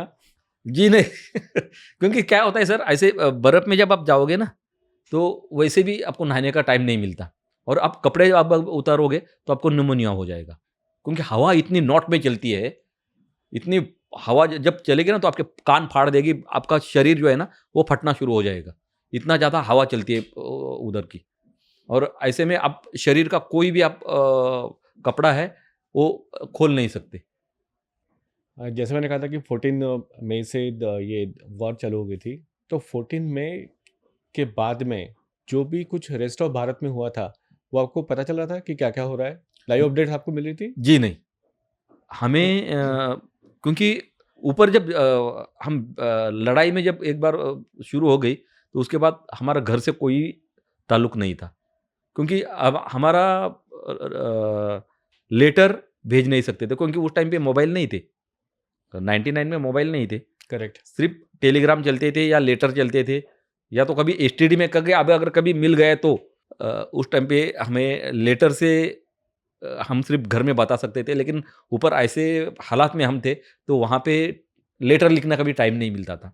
क्योंकि हम चलते थे कुछ और जगह पे, हमारा हेडक्वार्टर कुछ अलग जगह पे है, हम किसी और टारगेट पे चल रहे हैं। तो पिछले मतलब वो 2 महीने के लिए बिल्कुल हम घर से हमारा रिश्ता टूट गया था। काफ़ी ऐसे लोग हैं कि जिनका तभी बर्थ नहीं हुआ था या फिर काफ़ी छोटे थे। तो मैं एक जस्ट मेरा एक्सपीरियंस शेयर करना चाहता हूँ। तब मैं अकोला में रहता था, अकोला महाराष्ट्र में आता है। तो वहाँ पे ऐसा था कि जैसे वॉर डिक्लेयर हो गई तो फर्स्ट थिंग ये हुई थी कि जितने भी गवर्नमेंट सर्वेंट्स थे उनकी एक एक दिन की सैलरी कम हो गई थी, कट कर दी थी। जी। शायद तक के ये 2 महीने के लिए चला था, जितना हाँ, मुझे याद है। फिर बाद में सेकंड चीज़ हुई थी कि काफ़ी सारे ऐसे शॉप्स थे, मेडिकल शॉप्स, जनरल स्टोर्स, यहाँ पे ऐसे बड़े-बड़े बॉक्सेस लगाए गए थे, जहाँ पे लिखा गया था कि कारगिल वॉर फंड, कारगिल निधि, ऐसे सब चीज़ें रखे गए थे और लोग उसमें पैसे डालते जा रहे थे। जी, फिर बाद में आई गेस सो 10 या 15 दिन बाद में, जैसे वॉर डिक्लेयर हुआ उसके 10 या 15 दिन बाद में, हर हफ्ते में 2 या 3 बार एक ट्रक निकलता था कि आपको जो भी देना है अपने सैनिकों के लिए आप उनको दो। मतलब अनाज हो गया, कपड़े हो गए, मेडिसिन के सामान हो गए, जो भी आप दे सकते हो आप देते जाओ। ये मत सोचो कि उनको ज़रूरत है या नहीं है, अगर नहीं ज़रूरत होगी तो हम किसी और को दे देंगे, लेकिन देते जाओ। लिटरली अकोला में हर हफ्ते में 2 या 3 बार एक ट्रक निकलता था, अनाउंसमेंट होता था और लोग भर-भर के उसमें सपोर्ट करते थे। तो एक काफ़ी एक अलग तरीका वो एक्सपीरियंस था। मतलब पूरे भारत को एक साथ कर दिया था। जो कहते हैं ना कि भारत को अगर एक साथ करना है, तो एक तो क्रिकेट खिलाओ या फिर वॉर हो जाए, तो भारत एक साथ आ जाएगा। इसके ऊपर मैं आपको एक पूछूँगा आपसे, ये सब हो रहा था और हमें पता चल रहा था कि कहाँ पे क्या हो रहा है। अदरवाइज़ हमें पता भी नहीं था कि कारगिल क्या है, तोलोलिंग क्या है, टाइगर हिल क्या है, मेजर बत्रा कौन है, हमें कुछ नहीं पता था इन सब के बारे में। वो पता चला था मीडिया की वजह से क्योंकि मीडिया काफ़ी ज़्यादा एक्टिव था। जो अपना बॉर्डर पोस्ट थी, एलओसी थी, वॉर फ्रंट्स थे, सब जगह पे मीडिया कवर कर रहा था। मैं एक पूछना चाहूँगा कि आज की कंडीशन में मीडिया सबके अभी हाथ में है, कोई भी सेल्फी ले सकता है, कोई भी फ़ोटो क्लिक कर सकता है। आप क्या गाइड करोगे लोगों को? सर मैं आप आपसे नहीं पूरी अपने जो भी हमको सुन रहे हैं, आप सभी को मैं बताना चाहता हूँ, पूरी हिंदुस्तानी वासियों को मैं बताना चाहता हूँ कि जो भी फ़ौज की, जो आर्मी या डिफेंस की जो भी कोई कार्रवाई जो है ना, कभी भी मीडिया के सामने मत लाओ। या मतलब अगर हमारी कॉन्वॉय अगर कोई मूव कर रही है, उसके साथ फ़ोटो मत खींचो और उसको सबके सामने पेश मत करो क्योंकि दुश्मन बोलते हैं ना दीवारों को भी कान होते हैं। मतलब जो चीज़ें वहाँ पे पहुँच नहीं सकती, वो हमारा दुश्मन जो है, वो देख रहा है, वो इंतज़ार कर रहा है। क्योंकि अगर आपने किसी कॉन्वॉय के साथ आप मतलब ये तो आपका देश प्रेम है कि आप किसी गाड़ियों के बाद जाते हो और वहाँ पे मतलब अपने दिल से आप जा रहे हो और वहाँ पे फ़ोटो खींचते हो और आपको थोड़ी-सी एक राहत मिलती है कि एक मज़ा आता है कि मैं अपने देश के जवानों के प्रति उधर गया था, उनके साथ एक सेल्फी लिया था और वो सेल्फी आपने आपके लिए लिया, मगर उसका फ़ायदा जो है ना, हमारा दुश्मन उठाता है कि उसको पता चलता है कि ये कोई कॉन्वॉय है, यहाँ से मूव हो रही है या उसका मतलब इधर कुछ ना कुछ होने वाला है। तो मेरी पूरी हिंदुस्तानी वासियों को एक रिक्वेस्ट है कि कोई भी कॉन्वॉय या फौज की कोई भी कार्रवाई जो होती है, वो फ़ोटो लेके सोशल मीडिया के ऊपर मत डालो। कारगिल में एक तो जवान हमारे हीरो थे ही उसमें, लेकिन और एक हीरो था उसमें, वो था बोफोर्स गन। या बोफोर्स गन के बारे में क्या बताओगे? सर पहला बोला जाता था कि ये बोफोर्स गन है, किसी काम की नहीं है और उसने क्योंकि ये जो लड़ाई हम जीते थे, वो सिर्फ़ बोफोर्स की वजह से ही जीते थे। क्योंकि उसके ऊपर जो भी एम्यूनेशन था उसका, एक-एक गोला 50-50 किलो का गोला जब किसी क्योंकि हमने मेरे आँखों से देखा हुआ ये चीज़ें है। जब तोलोलिंग के ऊपर जब गोला गिरता था पूरी पहाड़ी हिलती थी और उसका जो है जो गोले होते हैं ना आर्टिलरी का जो फायर होता है ना 40 किलोमीटर पीछे से होता है। वो इनडायरेक्ट फायर होता है। आमने-सामने क्योंकि सामने-सामने वो गोली नहीं मारी जाती।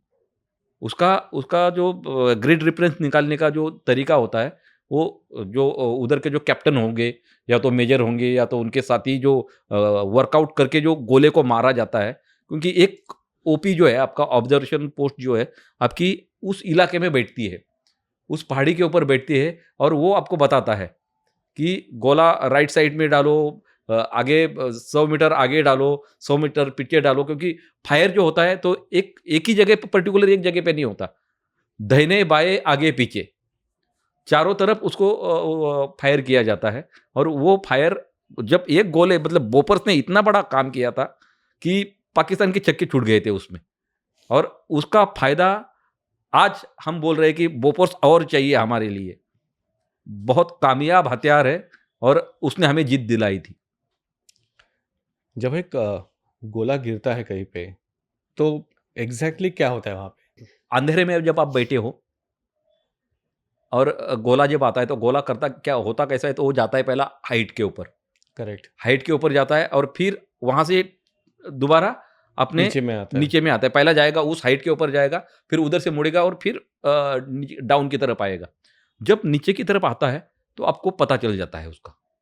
एक आवाज़ आती है उसकी, एक पर्टिकुलर आवाज़ है, उस आवाज़ को आपने अगर पहचान लिया, तो आपने क्या करना है तुरंत ज़मीन के ऊपर लेट जाना है। ज़मीन के ऊपर लेट जाना क्योंकि जब आप ज़मीन के ऊपर लेट जाओगे तो जो जो गोला है नीचे से जब फटता है तो पूरा फ्रैगमेंट करता है वहाँ से तो ऊंचा उठने के बाद फिर वो फटता है और फिर उधर से फिर जितना भी उसके 50 मीटर का दायरा जो है वो उसको खलास कर देता है साफ कर देता है तो अगर आप जमीन के ऊपर लेटे हुआ हो तो आपको ज़्यादा नुकसान नहीं पहुंचाता ओके, मतलब वो एक लेवल पे आने के बाद में फिर बाद में नुकसान करता है। नुकसान मैं एक बार फिर से आपको तोलोलिंग लेके आऊँगा। जी तोलोलिंग और टाइगर हिल, इनके स्ट्रैटेजिक लोकेशंस थे, इनका क्या इम्पोर्टेंस था? टाइगर हिल 19,000 फीट के ऊपर है उसके राइट साइड में तोलोलिंग है 17,000 फीट पे टाइगर हिल से सीधा जो पूरा टाइगर हिल से पूरा मॉस्को वैली आप दिखाई देती है 19,000 फीट के एक ही ऊपर जो पूरी पहाड़ी है जिससे पूरी मॉस्को वैली तक पूरा द्रास 15 सेक्टर वहाँ से दिखाई देता है और तोलोलिंग से क्योंकि एक साइड में उसके राइट साइड में अ, टाइगर हिल होने की वजह से एक साइड थोड़ी सी उसकी बंद हो जाती है लेकिन उससे भी पूरा एरिया जो है उधर से आपको फायर करने के लिए सबसे मतलब NH1 जो नेशनल हाईवे 1 है, उनके लिए बड़ा अच्छा टारगेट था वो, कि ऊपर से अगर डायरेक्ट भी अगर फायर करोगे ना, तो आपको वहाँ पे गोला मार सकते हो। तो ये दोनों में फ़र्क था कि टाइगर हिल सबसे ऊँची है और उसके पीछे जो है तोलोलिंग है और उन दोनों पहाड़ियों की वजह से, उनके ऊपर कब्ज़ा करने की वजह से, ये पाकिस्तान जो है हमको नुकसान पहुँचा रहा था। तो ये दोनों पहाड़ियाँ नज़दीक में ही है कि या दूर-दूर है? नज़दीक में ही है एक मतलब आपको दिखने के लिए नज़दीक है लेकिन जब चलोगे तो 2 दिन लगेंगे। ओह! जब लेकिन सा, रेंज में सा, रहती है। सामने आमने-सामने नज़दीक है लेकिन जब नीचे से ऊपर तक चढ़ोगे 4th जुलाई को टाइगर हिल भारत ने काबिज़ कर लिया था। बिल्कुल जी। तब ऐसा था कि न्यूज़ में काफ़ी आ गया था कि टाइगर हिल हमने ले लिया, टाइगर हिल ले लिया, तो वॉर का जो है 80% हमने जीत लिया। जी, आपका कैसा एक्सपीरियंस था तभी? बिल्कुल सर सही कि टाइगर हिल जब हमारे कब्ज़े में आ गया तो बची सिर्फ़ तोलोलिंग। टाइगर हिल की वजह से तोलोलिंग नहीं ले पा रहे थे, क्योंकि टाइगर हिल से डायरेक्ट फायर तोलोलिंग पे आता था। तोलोलिंग पे चढ़ने के बाद भी आप टाइगर हिल के ऊपर फायर नहीं कर सकते थे, क्योंकि था आमने सामने। जब टाइगर हिल के ऊपर हमने विजय हासिल करी, तो टाइगर हिल के ऊपर जो बैठे हुए जो हमारे जो साथी थे, उन्होंने डायरेक्ट फायर, क्योंकि उसमें बोफोर्स का मारने का जरूरत नहीं पड़ी। जो आरएल होते हैं, रॉकेट लॉन्चर होते, वो आमने सामने वाली फायर था। वो उसके ऊपर आप बर्बाद कर सकते थे, और वही वही हुआ है। कुछ साथियों ने जो हमारे है डायरेक्ट उनको फायर करके वो हमको विजय हासिल किया था तोलोलिंग के ऊपर। टाइगर हिल और तोलोलिंग क्या अभी भी उतने इम्पोर्टेंट है, या फिर मतलब काफ़ी सारे अभी रोड्स वहाँ पे क्रिएट हो गए हैं, तो अभी भी वो उतने ही स्ट्रेटेजिकली इम्पोर्टेंट है अपने लिए? बिल्कुल सर, क्योंकि टाइगर हिल तो बोलते हैं ना कि पूरी सेक्टर है ना, द्रास का या पंद्रास का, तो वो एक नाक है, हमारी शान है। क्योंकि वहाँ पे अगर अपनी पोस्ट है, तो हम चारों तरफ उसके ऊपर नज़र रख के पूरे वैली के ऊपर हम नज़र रख सकते हैं। तो वो इसलिए वो बहुत हमारे लिए इम्पोर्टेंट है। आपका जो यूनिट था उसमें कुछ कैजुअलिटीज़ हुई थी? जी सर, हमारे पहले ही दिन में ही नहीं, उसके बाद में? हाँ, उसके बाद में भी कैजुअलिटीज़ हुई थी, क्योंकि हुआ था यूँ, दोपहर का टाइम था, मौसम बिल्कुल ख़राब हुआ था। और उधर कैसे एक एक बार मौसम ख़राब हो गया ना, तो आपको छुप के ही बैठना पड़ेगा, क्योंकि लगातार वो फिर वो बर्फ़बारी होती है, वो जहाँ पे जब स्नो फॉलिंग शुरू हो जाएगी, तो आप वहाँ से सिर नहीं उठा सकते। और जब मौसम एकदम क्लियर हो जाएगा, तो सामने वाला जो नज़ारा बोलते हैं ना कि स्वर्ग है वहाँ पे। पूरा अगर सूर्य की किरणें जब आती है और फिर वो आपकी आँखों के ऊपर चमकती है, आपकी आँखें खराब हो जाएगी, अगर आपके पास चश्मा नहीं है तो। तो ऐसे में क्या हुआ था, स्नो फॉलिंग हुई, और थोड़ी देर के बाद एकदम मौसम क्लियर हो गया, और हमारे पाकिस्तान ने उधर पोस्ट के ऊपर बैठा हुआ था, उन्होंने हमारे साथियों को उसके ऊपर फायर किया था। मतलब इनडायरेक्ट फायर उन्होंने मंगाया था। इनडायरेक्ट फायर क्या होता है कि उनके तोप का फायर आ गया था, और जो पहाड़ी के ऊपर, क्योंकि हम पहाड़ी के टॉप के ऊपर बैठे हुए हैं, और इधर आके उनका फायर पड़ा, इधर से जो स्प्लेंडर उड़े, तो हमारे साथियों को लगे थे, क्योंकि हम हाइट पे थे, और ये नीचे फटा था। अगर हमारे साथ में अगर फट जाता ना, तो शायद हम बच सकते थे। करेक्ट, मतलब सरफेस को उतना डैमेज नहीं हाँ, होता था। क्योंकि वो जो फटा था वो नीचे फटा था, और उसके जितने भी स्प्लेंडर थे वो ऊपर की तरफ आ गए, और हमारे साथी को वहाँ पे वो स्प्लेंडर लगे, जो बॉम्ब के। फिर हमारे में से ही एक जो साथी था, उसने खड़े-खड़े उसको, मतलब अ, वहाँ पे डॉक्टर नहीं है, इतना हाइट के ऊपर, क्योंकि अपनी एक छोटी-सी टीम से आप गए हुए, और वहाँ पे डॉक्टर नहीं है, तो फिर रेडियो सेट के ऊपर रेडियो सेट के ऊपर मैसेज मिलता है कि ऐसा-ऐसा हुआ है, डॉक्टर को पूछो आगे करना क्या है, उसको स्टिचिंग कैसी की जाती है। तो वो बता रहे हैं कि आपके, क्योंकि हम तो है जितने भी कमांडोज़ हैं, उनके पास पूरा फर्स्ट एड का सामान है, और जब नीचे से फ़ोन के मतलब रेडियो सेट के ऊपर बता रहे हैं कि उसको वुंड साफ करो, उसको स्टिचिंग करो, स्टिचिंग कैसा करोगे, ऐसा करो, वो पिन निकालो, ये करो, वो करो, मतलब वो पूरी कहानी फ़ोन के ऊपर बताई गई, और क्योंकि कपड़ा खोल नहीं सकते, उसने खड़े-खड़े मार दिया इंजेक्शन, और उसको बोलते हैं ना कि बेहोश करने वाला, बेहोश। मतलब थोड़ा-सा एनेस्थीसिया, एनेस्थीसिया। वो वाला इंजेक्शन देके हमने अपने साथियों को बचाया है। पर्सनली आपको क्या लगता है कि कैजुअलिटी का जो मीनिंग होता है या फिर जो इम्पैक्ट होता है वो क्या रहता है आपके लिए? सर, मैं तो बोलता हूँ सर, ये कैजुअलिटी जो है ना, वो देखो, युद्ध युद्ध होगा तो कैजुअलिटीज़ होगी। लेकिन आपके लिए ज़रूरी ये है कि आप उस गोले से कैसे बचोगे? थोड़ी-सी लापरवाही है ना, थोड़ी-सी लापरवाही, वो हमको बहुत बड़ा नुकसान पहुँचाती है। हम जानबूझ के तो हम कोई कैजुअलिटी होना नहीं चाहता, मगर एक आधा बॉम्ब आ जाता है, बचने का कोई ये ऑप्शन नहीं रहता है। ऑप्शन ही नहीं रहता। तो इसलिए ये कैजुअलिटी होती है। जो मैंने आर्मी के बारे में पढ़ा है या फिर सुना है, तो मैं जस्ट ऐड करना चाहूँगा इसमें। उसमें से आप बताना अगर मैं कहीं पे गलत हूँ तो। कैजुअलिटी मेरे हिसाब से 3 टाइप्स की होती है। फर्स्ट मतलब एक नंबर कम होता है। नंबर मतलब वो सिर्फ़ एक नंबर नहीं है, लेकिन वो स्ट्रेंथ कम होती है उससे। हुँ। सेकंड, इमोशनल जो अटैचमेंट रहता है वो एक ख़त्म हो जाता है। और थर्ड, मतलब जो इंटेलेक्चुअल है, क्योंकि जितना पुराना सैनिक होता है उतना उसका नॉलेज बढ़ जाता है। तो ये तीनों ख़त्म हो जाते हैं। जी। तो इसमें और कुछ ऐड करना चाहोगे आप?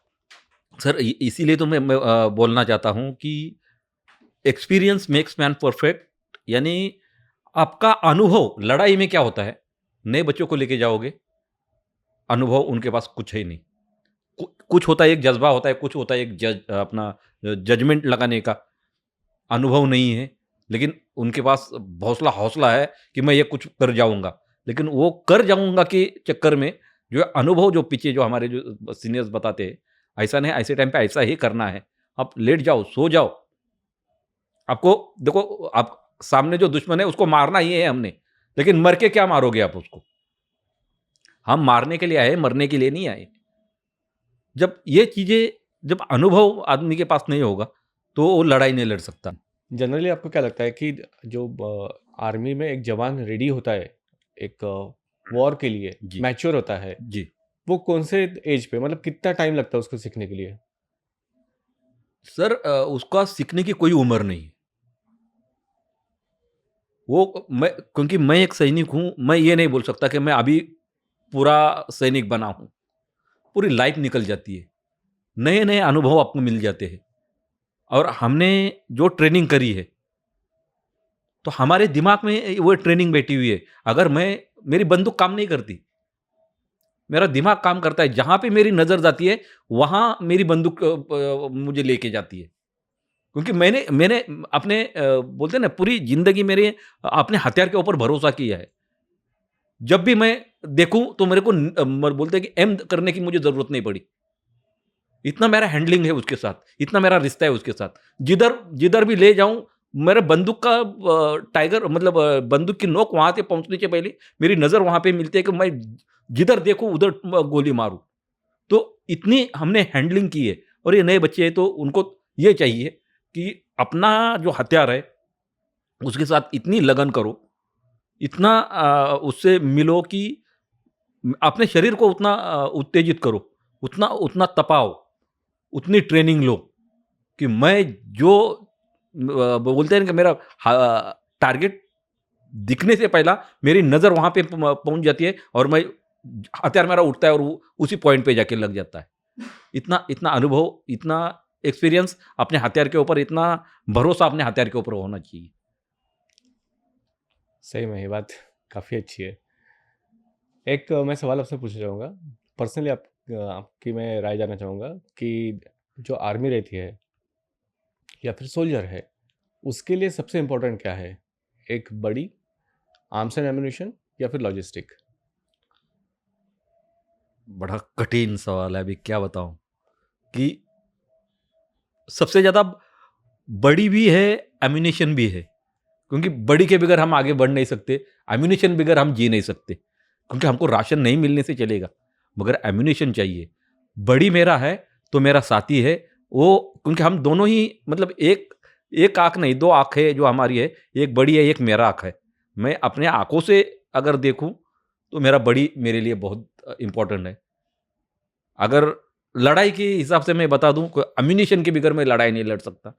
बड़ी और एम्यूनेशन, अब अगर ये जो सवाल किया है, वही उसी के लिए मैं बोलूँगा, दोनों मेरे मेरे लिए वो सेम है। मतलब कॉइन के 2 साइड है। दोनों कॉइन के 2 साइड।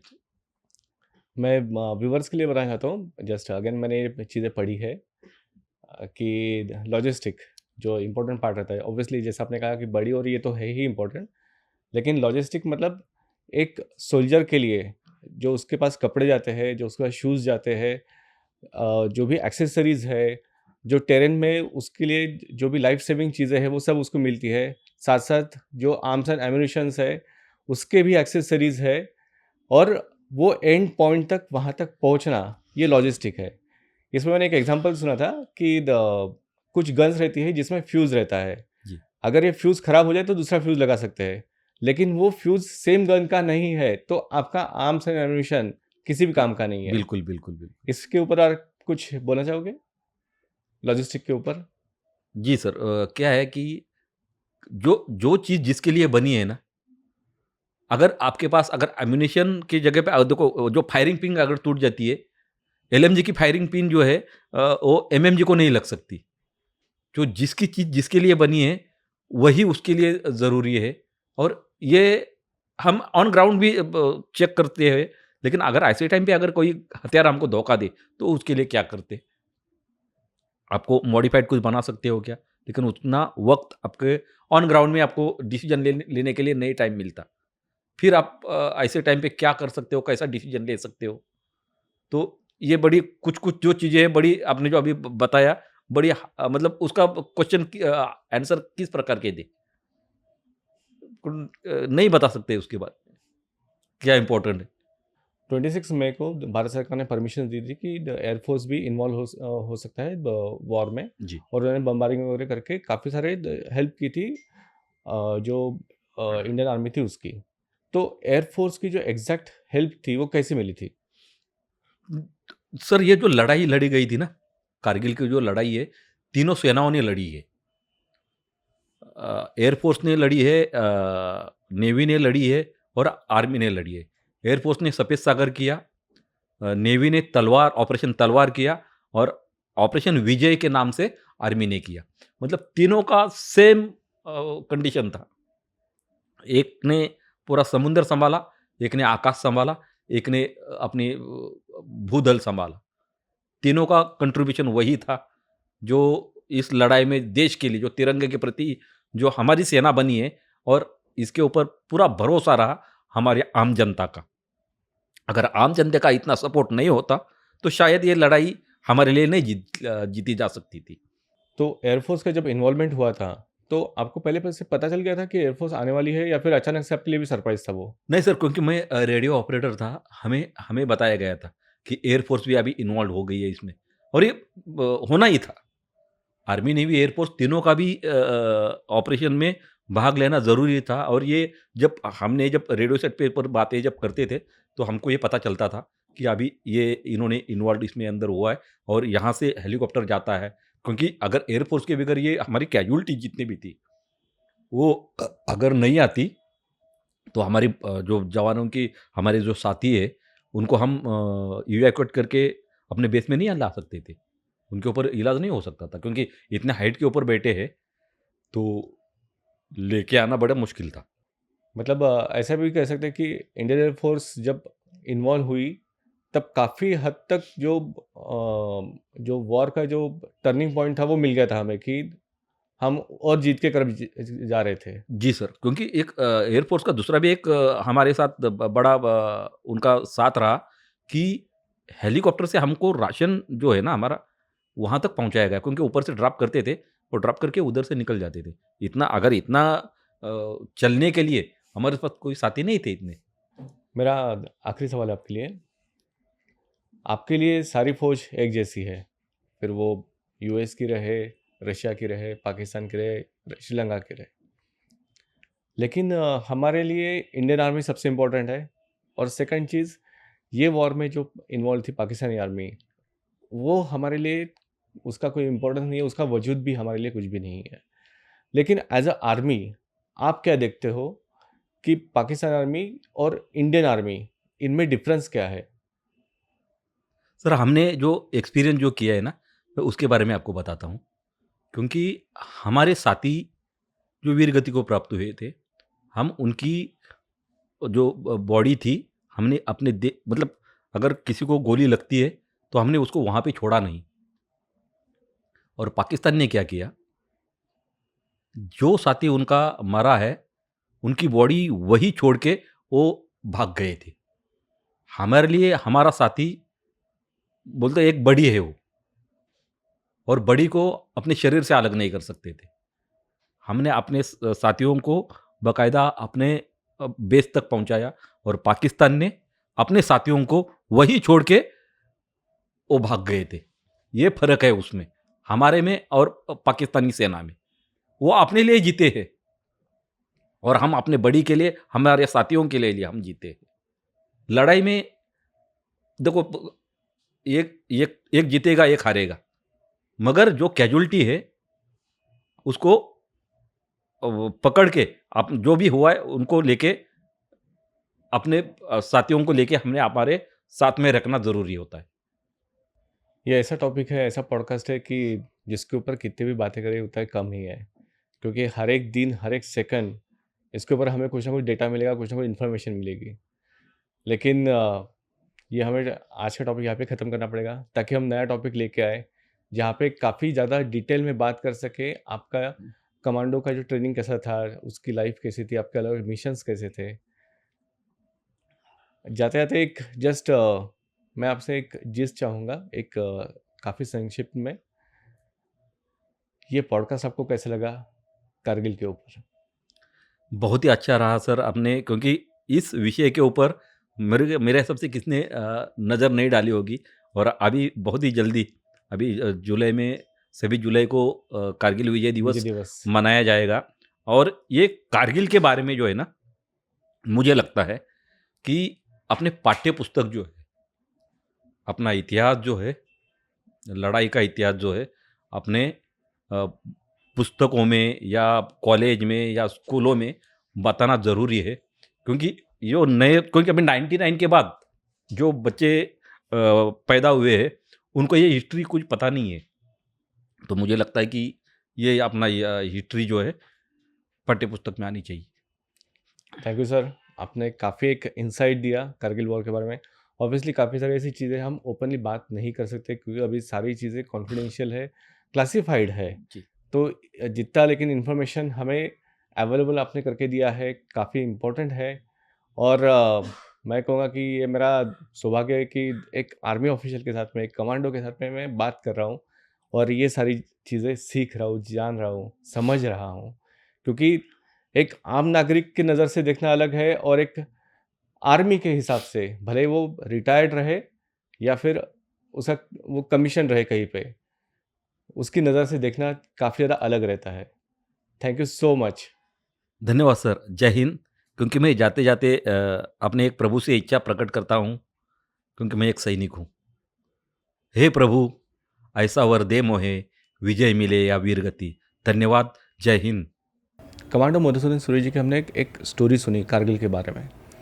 वो काफ़ी ज़्यादा एक डीप मीनिंग के साथ आती है। काफ़ी एक बड़ा शौर्य उसके पीछे में पड़ा है। ऐसा नहीं है कि एक सिर्फ वॉर है, वॉर के पीछे में पूरी उसकी एक लाइफ आती है जवान की। ये स्टोरी हर एक किसी को सुनाइए, लेकिन साथ ही साथ इससे कुछ जो भी आप सीख सकते हैं वो सीखिए, दूसरों को सिखाइए। और हमेशा, जैसा हम जानते हैं कि हमारे इंडियन आर्मी को हम सपोर्ट करते हैं, वैसे ही कीजिए सपोर्ट। ये हमारा फर्स्ट एपिसोड था इंडियन आर्मी के ऊपर।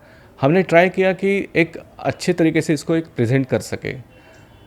जाते जाते एक चीज़ ज़रूर कहूँगा कि ये जो हमारा एपिसोड था, जैसे मैंने कहा कि इंडियन आर्मी को समर्पित था, तो कारगिल में जो भी हमारे जवान शामिल थे, जिन्होंने एक अच्छा एक काम किया है, उसके लिए उनको हम सैल्यूट करते हैं। लेकिन जो शहीद हुए हैं उनको एक श्रद्धांजलि भी अर्पित करते हैं। सो वंस अगेन, ये वीडियो को लाइक कीजिए, शेयर कीजिए, सब्सक्राइब कीजिए चैनल को। And thank you so much. जय हिंद।